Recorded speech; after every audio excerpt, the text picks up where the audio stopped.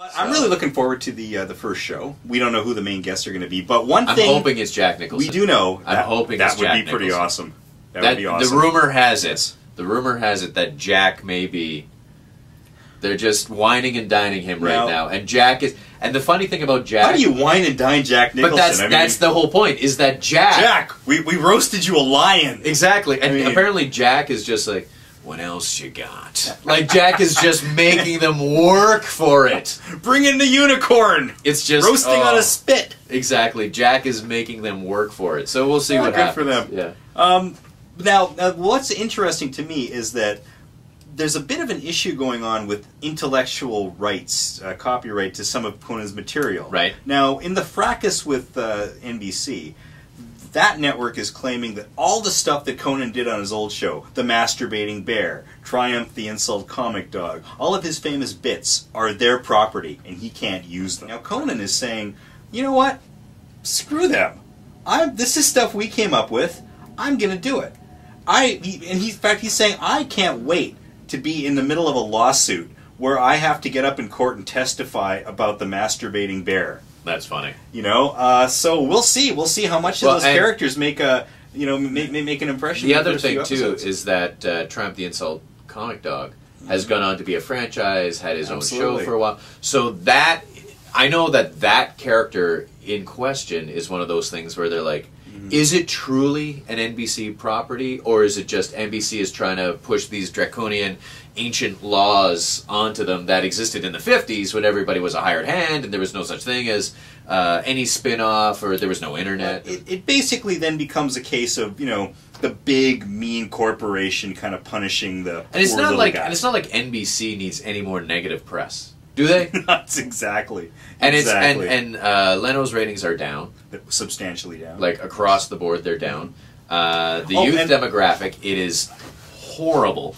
Yeah, they've all left, and they're just like they've gone to Letterman. That's poised to become far, far worse once Conan comes. Well, and the most interesting thing is that Jay has lower ratings now than what Conan had when they canceled Conan.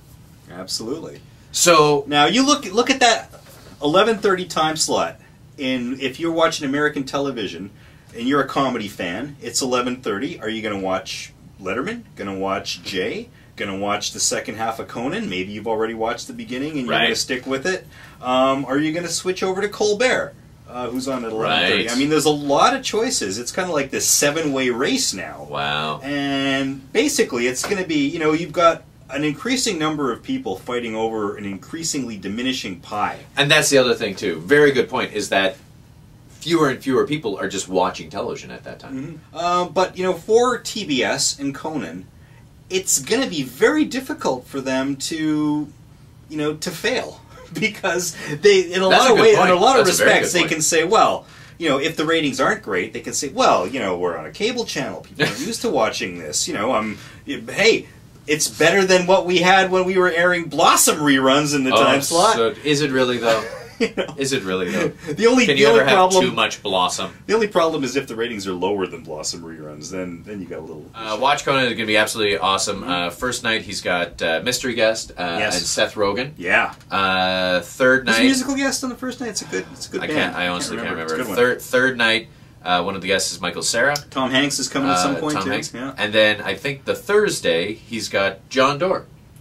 Canadian comic from Ottawa. We talked about him last week. Yeah, great guy, and he's the first comedian on. So I mean, it's going to be a wonderful, wonderful week. It's going to be outrageous. It's going to be crazy, and it's got Andy Richter returning. The only problem is that Max Weinberg isn't going to be there, which is kind of sad. Yeah, Max was, but La Bamba's still there, so I'm on board with La Bamba. Come on, everyone loves La Bamba. I guess, but I don't know. I really enjoyed Max. Yeah. I really liked what he brought to the table. It's going to be interesting. It's going to be fun, but not as much fun as your YouTube comments. We can't wait to see those. Yes.